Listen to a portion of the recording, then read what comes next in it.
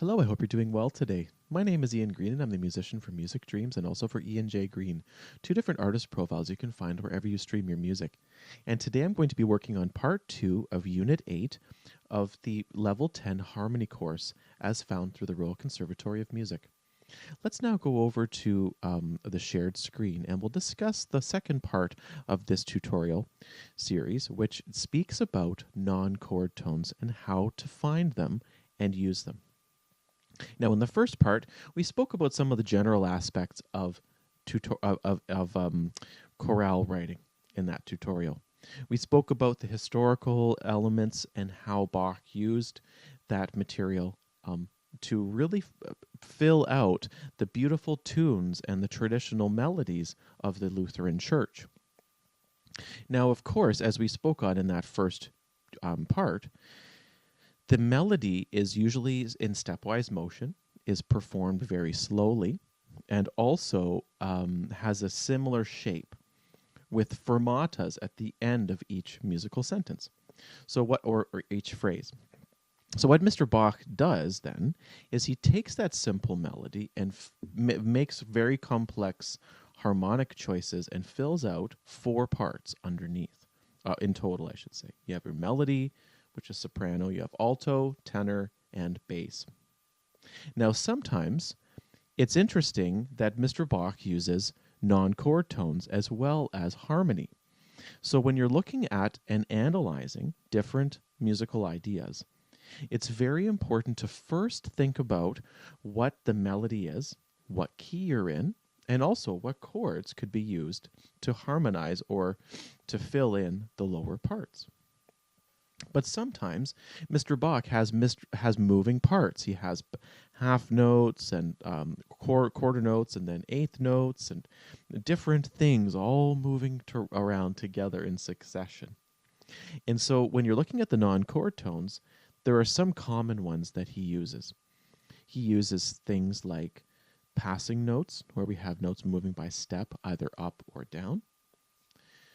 We also have neighbor tones, where we have a non-chord tone that either goes up and then back to a chord tone, or down and then back. He also uses échappés, and he also uses suspensions as well too. So various different chords and non-chord tones really help to fill in the musical language. Now, something that's interesting is that sometimes non-chord tones are harmonized. Sometimes they are not. So there's no real rhyme or reason to where the non-chord tones fit. But the first thing that you want to think about is figuring out what key you're in, seeing the shape of how the melody works, then filling in the chords to the best of your ability, ignoring any chord notes that might not fit because they might be a non-chord tone of some sort. Then from there, you can go back and see where the non-chord tones fit as the final piece to the puzzle. Usually, 75% or so, maybe a little bit more, of the music will be chord tones or melody note and bass. The occasional non-chord tone will be added as well.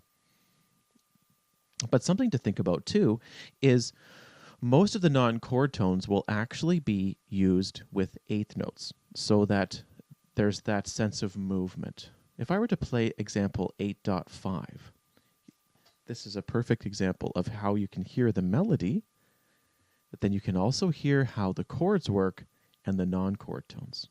Let me play the melody first.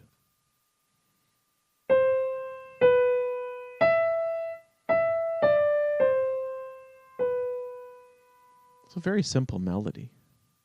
But now let me play the rest of the music.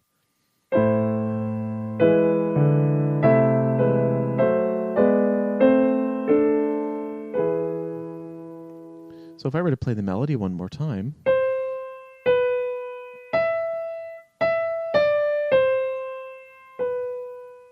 and then the chords,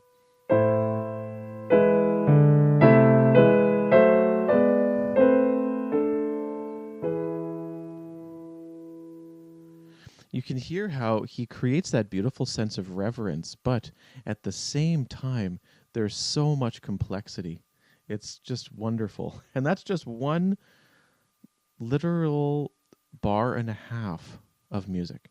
It's incredible what Mr. Bach did. Imagine as well that he wrote over 300 of these chorales. Such an impressive amount of work. So I do hope that this tutorial was helpful to help understand and use non-chord tones and how to find them. There are many different iterations, different examples that you could use, but if you follow the same steps every time, then it'll be easy to find them. First, you figure out what key you're in for each section of the piece. Then you see where the melody is going. Which direction is it going? Then you figure out the chords of that certain section, following the key that you've chosen for that certain segment. Then after that, then you can see where the non-chord tones fit within the rest of that structure that you've already confirmed. Thank you so much for watching. I hope you have a wonderful day, and I look forward to seeing you next time. If you have a chance to like and subscribe, and also please share this information with your friends. And also, if you want to make a comment, feel free to do so. It's always welcome. Thank you so much. Take care, and bye for now.